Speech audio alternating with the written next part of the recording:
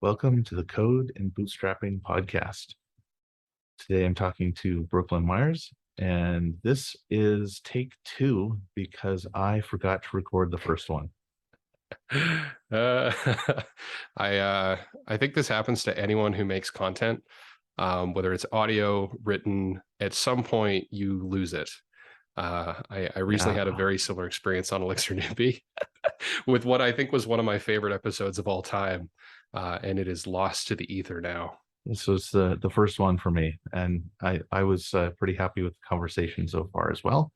But maybe we can make a streamlined version of it here.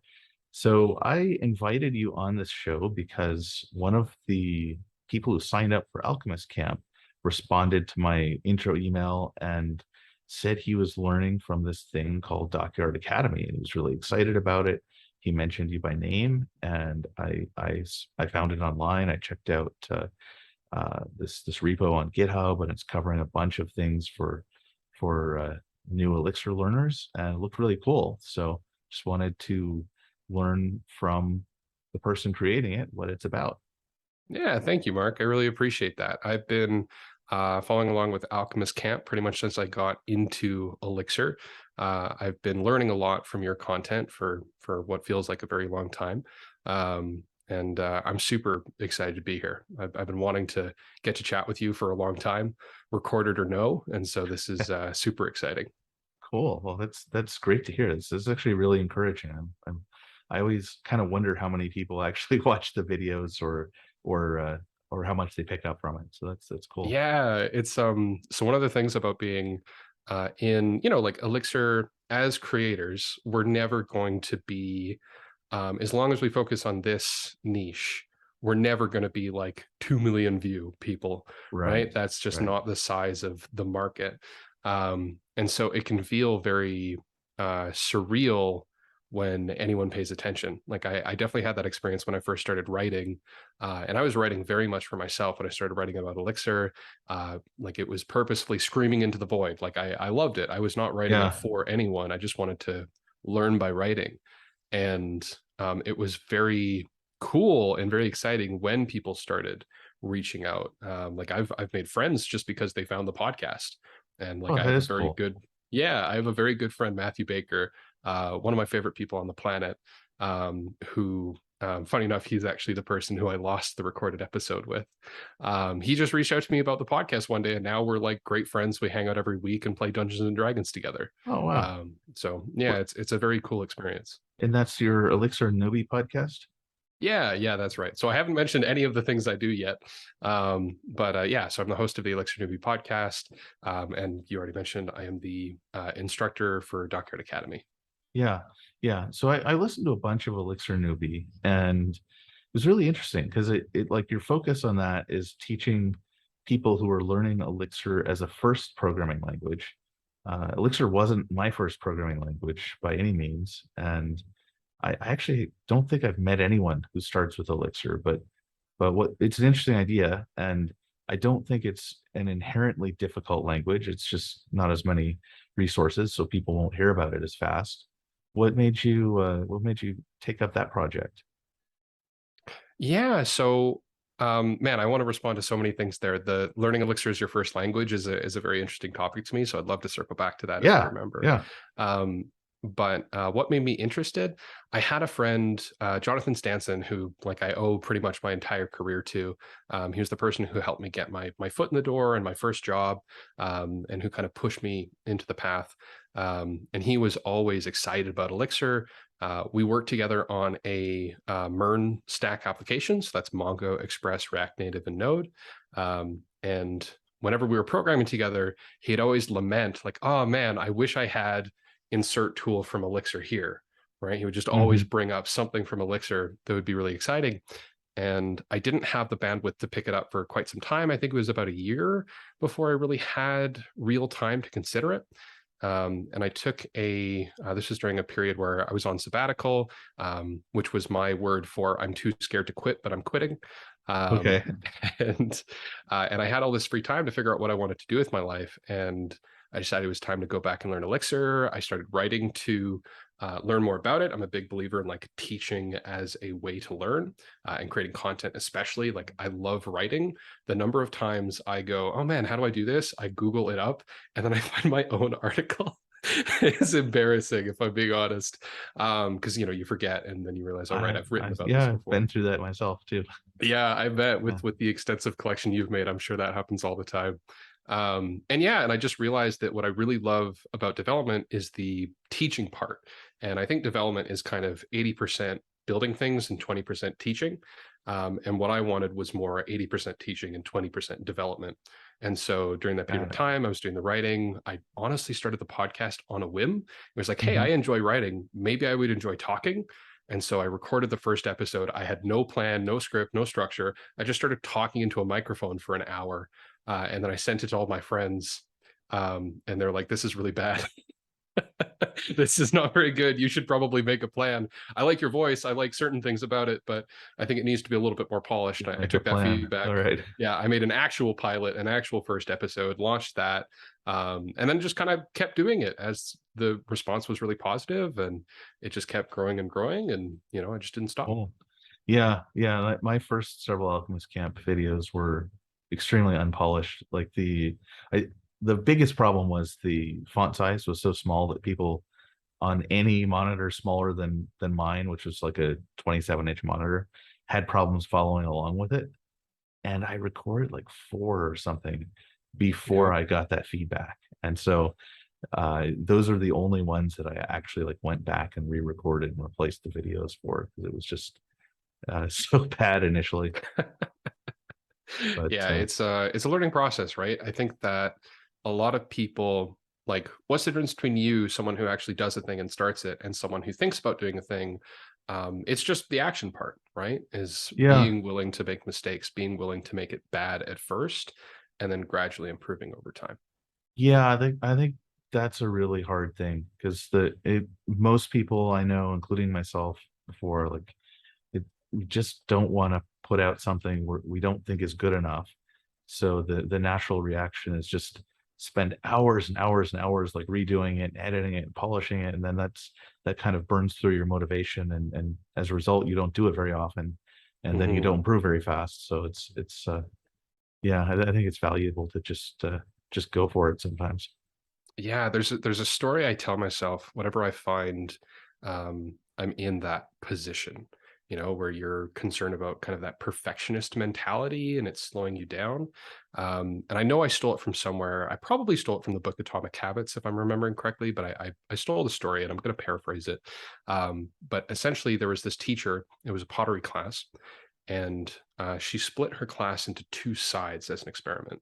And one side of the class, she said, "Okay, I'm going to grade you based off of the quality of pot that you can make me at the end of the year. You only need to make one, but I'm going to grade you based off of how good it is." And she told the other side, "I'm going to grade you based off of the number of pots you make. They can be any quality, but I just want you to make as many as possible." And what she found at the end of the year was that the side of the class who'd been told to just make as many as possible not only made more pots, but their pots were actually better. Because rather than spending all this time making one perfect pot, they just kept producing and producing and producing. And so I'm definitely of the mindset of like quantity over quality because you'll get more practice and do more things. Yeah, that's a true story. There was a researcher working for Microsoft named Bill Buxton who did a talk in the mid to late aughts called "What If Leopold Didn't Have a Piano?" He was talking about like, it was about Mozart, like all the obvious natural talent he had, but if his father didn't have a piano, he wouldn't have made Twinkle Twinkle Little Star at age 4. He wouldn't have had like 2 years of experience already by then. He was talking about the kind of the cultural effects uh, in groups of people where there are hotspots of talent for different things, and obviously with an interest towards software since I worked for Microsoft. But yeah, I heard that same story, and Mhm. it was really believable to me. And I at one point I dug up the original study, but I don't remember where it was. Yeah, because it's like if you're only trying to make one perfect piece, you may take ages to make a piece. I mean, maybe you'll make 3 or 4 total, but if you're if you're just getting graded on how much your pots weigh at the end, you're gonna be taking all kinds of risks and doing experimental things that you'll learn from. So yeah, I like it. And I think something to help get people past that kind of barrier, because one of my big pieces of feedback for people trying to learn something, or especially trying to like build up a resume, for example, if you're trying to like get your first programming job, is to write. Like I love writing, and I think if Hmm. people have an inclination towards it, they should do it, because you learn so much by like digging down on a concept and actually saying what you know about it. And you don't have to know a lot to write an article that other people will find valuable. And what I think helps to get past the barrier of like not publishing versus publishing is to remember that the worst thing that can happen is not that you publish an article and lots of people, hate it. The worst thing that can happen, especially if you're brand new, is that you publish an article and no one cares and no Hmm. one reads Hmm. it, because it's not that you're going to make a bad article and everyone's going to like pick on you for it. You're going to make a bad article and no one is going to read it because they're not going to spend their time reading a bad article. And that's Yeah, liberating. That is like, that's exciting. I've made lots and lots and will make lots and lots of pretty bad content. And I'm okay with that, because when I put that out, it's either going to be, and you also are not a great judge of your own content as well. That's a good thing to be aware of. for Is like what sure. you think is bad might actually be really useful to someone. But let's say it actually is bad. You put it out, people go, yeah, this is pretty bad, and then they move on. That's it, right? Like they're not going to waste their time um, watching stuff that isn't very good. Yeah, and I would say this applies maybe even doubly so to open source. Like if you make a completely useless library, that's fine. Like no one's going to hunt you down, and you're not really going to be penalized for it either. You can Hmm. just make a better one, and Yeah. maybe if you're wrong on the internet and you do get attention, people will tell you you're wrong, and you'll learn something from it, and then you can improve your library or your tutorial or whatever you're working on. Yeah, most So people are kind, especially in tech, because if this were an environment where you're talking about like meme culture and you're talking about celebrities, and okay, like yeah, that's going to be a pretty diet and conducive to fitness. some toxicity, right? Yeah, but we're in technology. People are representing themselves and their career in this space, and there's a feeling of non what is it, not being anonymous, right? Because you are Mm, actually usually representing yourself in tech. And so I think like so far all of my interactions in tech have been really positive. no, um, it's great. and I told myself that once I got mean comments, that would be an indication I was doing something right. um, because the idea was if someone cared about what I'm producing enough to like tell me it's bad, in a non-constructive way, like you said, constructive criticism, great. Like you put your ideas out there and someone said, hey, by the way, that's wrong. Awesome. Like now you've learned something and you've gotten even more value. In that case, the worst thing that could have happened was you didn't say it and you continue to have those incorrect opinions, and now you're a Exactly. worse version of yourself than you could have been. I'm glad I got told to bump up the font size.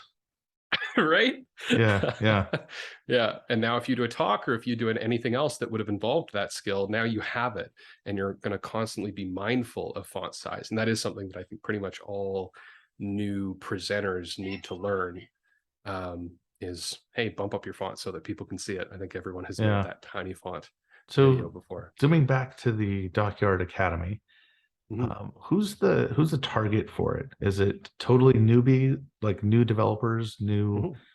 new computer users, or is it experienced developers who just need to learn Elixir?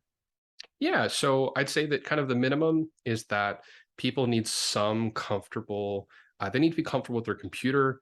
They can't necessarily, if you're absolutely brand new to technology in general, then there's probably some prerequisites that you want to learn about, learn how to use your computer.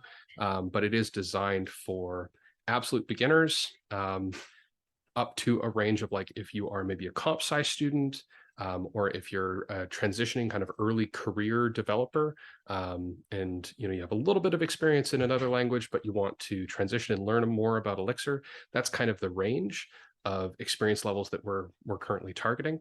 And then I'd say that if you are beyond that level, like if you're an intermediate developer, if you're a senior developer, this is not meant to be like a corporate cross-training kind of thing. And so I would say that that is maybe too experienced for the academy. So How, that's the range that we're trying to how target. about for someone who, uses their computer, they can interact with Facebook or whatever platforms of their choice, but they just don't use a command line ever. And like maybe they've never opened a terminal Oh yeah, before. yeah. No expectation of understanding the command line or no experience of having written code. Is designed to be approachable. Of course, a student who already has that knowledge is going to excel, and a student who doesn't is going to have some catching up to do, and may have to work a little bit harder to, develop that foundation. But we have a lot of variation in the content. We have kind of a minimum, what I sometimes think of as the minimum viable graduate, which is okay, here is the absolute minimum content that you are learning outcomes that you have to pick up during the course in order to graduate and be employable, because that's ultimately the Right. goal of it. Is our goal is to help people get into the Elixir industry, to create more Elixir developers, to help people find work in Elixir. That's the end goal.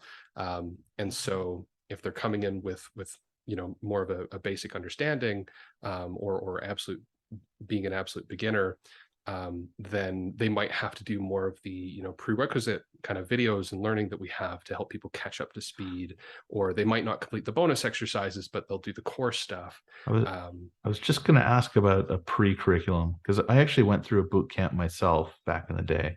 I started off my first couple of years in the industry. I was doing Flash games and then iOS games. I was semi-technical. I was not doing the core interesting stuff in the iOS games at that point. And I went to this boot camp called Hack Reactor, which was focused on JavaScript. I didn't really know JavaScript then. I mean, I just knew a tiny bit. And they had a pre-curriculum they were building. I was super early there. I was like their second cohort, so no one had even graduated when I started. But for all the cohorts after mine, I believe they had a pre-curriculum that everyone had to be able to get through before they could start. And that pre-curriculum was just, like, do you understand what variables are? Do you understand what loops are? And some very basic HTML, CSS, JavaScript familiarity, I would call it. Do you have anything similar to that where maybe someone who's never opened a command line or never written any code would spend a bit more time and someone else would breeze through it and then they could both start the course proper so together? I really appreciate that question. I've been wanting to expand our core offering once we kind of prove out our first cohort, because we haven't launched the academy Got it. yet. We're kind of in a beta testing phase. Once we prove out our first cohort, I would love to consider adding like a prerequisite. Now, for people who do want to do some learning beforehand and make sure that the course is kind of their level, the really awesome thing about Dockyard Academy is our curriculum is completely free and open source. So if anyone wants to go through the curriculum self-led, they can get a feel for what concepts the course is going to cover, or do some pre-learning and kind of go through maybe the first few weeks of content on their own to make sure that the course is a good fit for them. We also have community resources and people that they can reach out to. And so if people do get stuck, or there are some concepts that maybe the curse of knowledge is that it's hard Yeah. to put yourself in the shoes of someone who's brand new to learning. So while our intent with Dockyard Academy is always to be approachable, we're going to have gaps and places where people find the holes, and get stuck. And so with that, people can reach out, they can raise issues on the GitHub. If they're interested, we also do, so we're currently in a beta testing phase. When the academy launches, I forget if I already gave the kind of core details because this is take two, but Yeah, not um, not exactly, but so I'll just paraphrase what I understand so far. There's the open version, which I saw on GitHub. And then, additionally, for people who do want human help, there's a paid version where there are instructors and there are some joint activities. People go through the same curriculum, but with guidance. And the goal is to get someone from zero Elixir to able to get a job, be hireable within 3 months. yeah, Yeah, that's exactly right. So, people who want to go through the paid curriculum, it's a 90-day course, instructor led. They're going through with a cohort of peers. They have access to the Dockyard Discord, where we have mentors and other students who can help them whenever they have questions, so that you kind of get that community aspect and you get the support mechanisms. But for people who either that financially doesn't work, or from a time perspective they can't commit to the full-time 6 hour a day course, they can go through completely self-led, go through the curriculum at their own pace, and that's 100% free, 100% open source, and it always will be. Cool. Well, let's get into a little bit of the details of what the course covers. Now, there was recently a Stack Overflow survey, and atop all of the web frameworks, turns out that Elixir and Phoenix is the highest paid web framework in the world on average. Mhm. And that was kind of interesting to me. Now, did the people going through this program learn any Phoenix as well as Elixir? Absolutely. Yeah, Yeah, absolutely. So the goal is to help our students be employable. yeah. Dockyard, being a consulting agency, starting this academy, has connections in the industry. We're going to be providing hiring help, and so we're going to be helping them get connected with companies and get their their first job. I also think that statistic. I have a bit of a non-standard opinion about that stat Yeah. that I would love to share, because it's kind of part of the core mission of Dockyard Academy. So I think it's awesome that Elixir developers are well paid and that we're doing well financially within the industry. I think that stat is somewhat skewed, though, because when you look at Elixir, one of the gaps is we don't have a lot of junior developers. It's very Mhm. few people's first language. It often takes people, most people transitioning have probably already programmed for 2, 3 years. And so that makes it so that we're misrepresenting the actual pay scale, because you're not having juniors balance out that average. I saw that with other languages towards the top as well. Like Clojure is Mhm. rarely a first language either. Right. And so part of our goal, it sounds really weird to say, but I want to lower that number. Um, Yeah. because what I would love to see is more juniors entering into Elixir. Right now, we're a very top heavy Hmm. field. Lots of, one of the biggest complaints about Elixir right now from a company perspective is we need more people to hire. Like, they want more developers. They're really hungry for Elixir talent right now. And so our goal is to help match that need and help train people into Elixir and help expand kind of the foundation of our demographics and get How, more early career devs into Elixir. this is actually very interesting to me for a number of reasons. One is I love education, and that's been that's been a recurring focus of my career. I started out teaching elementary school children, and then became a programmer, but I was in an ed tech startup, and then now I'm still teaching stuff about programming online. So I love that. But I'm also currently director of engineering at a company called HomePie. It's a real estate fintech, and we are actively trying to hire Elixir devs.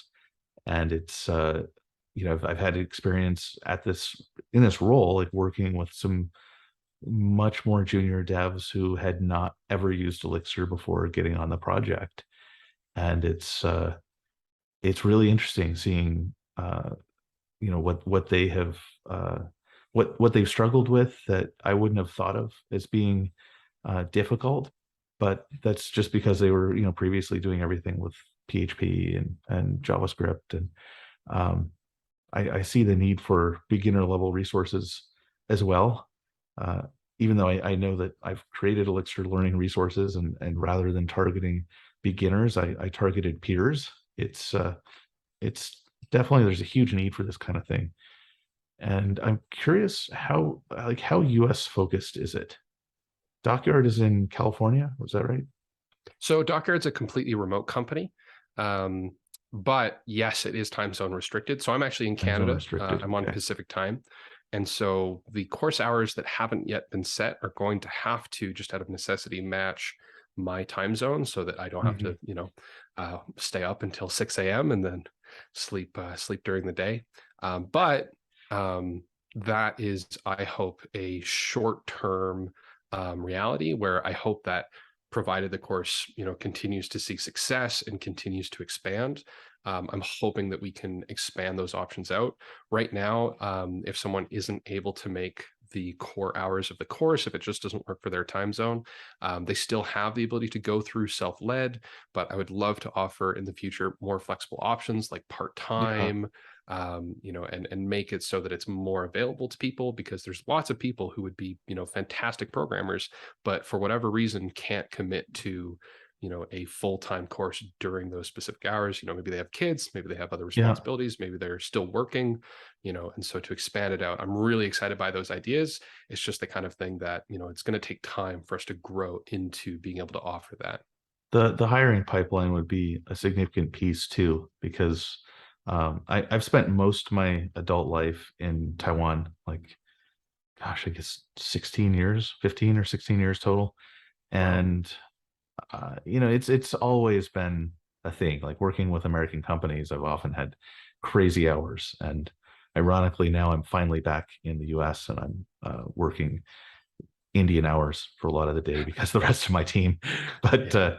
I found a lot of outside of blockchain for whatever reason, it seems like most companies like really want someone, maybe plus or minus 3 hours from what they have. Like after the pandemic, everyone has kind of accepted, or almost everyone has kind of accepted remote, but time zone independence or going totally async is yet another organizational shift, and it takes some skill to be able to do it well. hmm Yeah, working remotely is its own challenge, let alone working remotely completely asynchronously.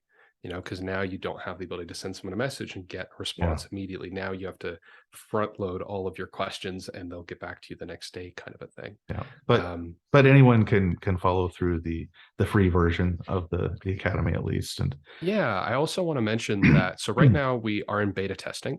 hmm Anyone can send me an email and request to join. I'll give you my email for the show notes if people are interested in that. And I teach 3 to 4 times a week. It's completely free, by the way.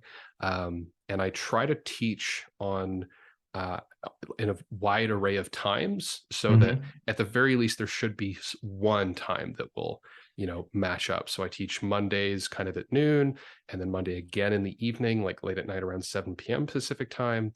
And then I teach Sundays, early morning, 9:30 a.m. Oh, that's Pacific amazing. time. That way I can try to target, there should be at least one time that will line up for people. Yeah, that's great. So, back to the curriculum, actually also the hiring, they're tied together. So Mhm, I have never been hired for a normal or through a normal process for an Elixir job. I have been hired at other places that had more like traditional interviewing processes, like Groupon, for example. Because basically their interviews are the same as Amazon's. They have 5 hours, and it's one of them is a bar raiser, which is extra difficult. But they're basically all data structures, algorithms, system design, mhm, the same kinds of stuff. And I've seen some other interviews that are more inspired by like consultancy shops like Basecamp or some or Pivotal, where it's like just a pair programming interview. What do mhm. you think the breakdown is like in the Elixir market? Yeah, so it's a really good question. I'll start by saying that every company is going to be different. I Hmm. actually did an experiment to answer that question for myself a while ago, where when I first started Elixir Newbie, people started reaching out to me about hiring. And I was kind of like you, where at least my impression of what you described, which is it was kind of non-standard with how I found jobs, where it was a lot of like, oh, like a friend already knew me. I got invited through a referral, and you get the kind of white glove treatment, and you don't have to go through the typical hiring process. And so when people ask the question, I'm like, well, I don't want to give an answer without really having experience. Hmm. And so through that, decided to do an experiment where I was already working in Elixir, but I was kind of open to different employment at the time, even though I wasn't really actively seeking it. And so I'm like, you know what? I'm going to spend some time applying to a bunch of jobs, but I'm not going to care about the outcome.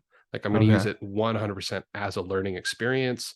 I'm going to experiment with it. I'm going to try different things that if I was really concerned about the job, I might not try. I learned a ton from that. But one of the things I learned that was kind of funny was that every company has a very different process. Many companies do what I call example-based testing. So this is just like if you're writing tests in a code system where you have an example-based test. Let's say you have a function. The function is supposed to double a number. And you say, okay, I assert that when I call my function double with the integer 2, it's going to return 4. Hmm. Right? It's like, oh, and therefore my function is working. It's And like, do well, they no, it's already not. have the test written for you, and you've just got to turn them all green? So it's not, I'm going to clarify. I'm not saying that they actually write tests for you to make pass. Hmm. What I'm saying is that they follow a similar approach where they take one simple, or not necessarily simple, but they take one problem for you to solve. And then they extrapolate whether or not you're a good developer based off of that. Yeah. So just like with an example-based test with my double function where I put in 2 and I output 4, there's no guarantee that my function is actually what I think it is, right? It Right. might work for 99% of use cases, but I picked the one that it didn't work for, or vice versa. I might have picked the one use case that it did work for, and it doesn't work for 99 others. So what I, kind of turn that into more part of the story and more practical was in applying for these companies. I had companies who had wildly different processes that led to me being graded wildly differently. Like I had a Yeah. company tell me Yeah. I was Yeah. barely above junior, kind of like low intermediate in their pipeline. I had another company say I was senior, and then it was just all over the place with evaluation. I will say none of the companies had me do algorithm style questions. Okay. That's what I was I curious think about. Elixir is kind of migrating. I think tech in general is migrating away from that because we're realizing it's flawed. And we're kind of asking people to jump through hoops that don't have anything to do about their job. And I think that Elixir in particular tends to be kind of on the edge of technology because the people interested in it tend to be solving specific Yeah. problems. And we do have people kind of later into their career in Elixir. So I'd say that the hiring practices are more evolved, but you're still going to get a wide array of things. The, Yeah. the kind of key takeaway for me is to not take those types of processes personally when they try to say, here's how good you are. Know that they have a very simple subset that they're testing you on, and they're not necessarily going to get it right. Yeah. I mean, for me, I personally hate taking those like big tech style whiteboard interviews, but I kind of have to thank my whole career for them because I had a degree in Japanese language and literature, and I'd been like running a language teaching school in Taiwan for 7 years. And like through a typical resume screen, there's no way I would have gotten into Groupon. It was basically I made it through the whiteboarding interview gauntlet, and since that filter was tight enough, they didn't care as much about the other stuff. So I kind of have mixed feelings about it. Hmm. I think the bit about everyone having a variance in how they're estimated pretty much applies across all kinds of interviewing. It's like maybe your actual skill is here, but you'll be seen as a range between here and here. And as a result, like every place that gives you an offer that you really like has probably overestimated you. It's going to Hmm. be like the ones where they had the highest estimation in that range will be the offers you end up selecting from. Yeah, it's tough. It's very tough evaluating people. I've seen some companies do it well. I really like the pair programming interview. I really like what I've seen some companies do is they pick a problem in their system, like an existing bug or a bug that used to exist. They create a branch for it, and they actually they tell you the bug and they see if you can solve it. I think that's very I cool. like that too. Yeah. Yeah, it's like Well, how can you we've navigate a large system? Can you determine the domain? Can you ask the right questions? It's actually testing the type of stuff you do every day rather than, hey, can you do this mathematical thing that like you'll only know if you've specifically gone and learned it. yeah, yeah. We've got about 3 minutes left, so I'm going to put up a link to your Twitter, your email if you want me to, Yeah. Dockyard Academy in the show notes. Do you have any books or other resources that you would like to point people towards? Doesn't have to be Elixir specific, but just anything you think is useful for someone early in a coding career that Yeah. you'd like to point them towards. Yeah, absolutely. So I don't know if it's still on. There's a Humble bundle right now that probably, unfortunately, won't be available by the time this publishes. So I'm sorry for teasing that, but it was something like several $100s worth of books you could get for a donation. But some of the books on there really are quite fantastic. So anything written by Dave Thomas, like Programming Elixir 1.6.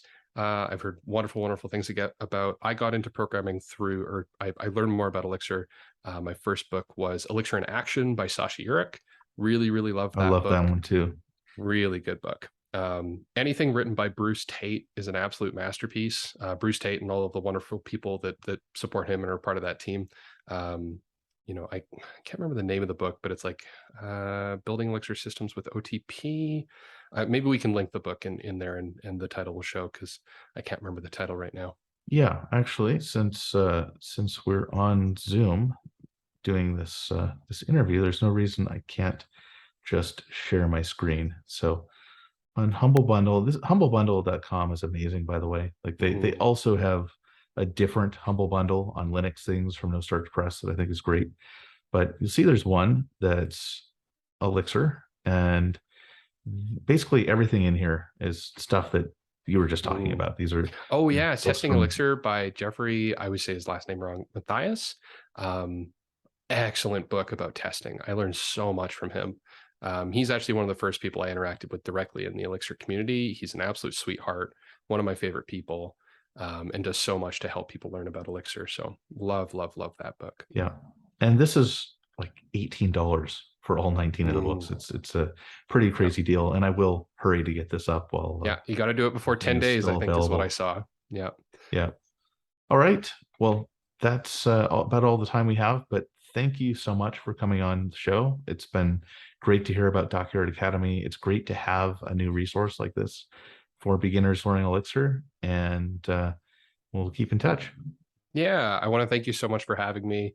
I want to thank you so much for all the content that you put out for free, for just helping people learn. I love Alchemist Camp videos, and it's an absolute pleasure to be here. So thanks so much.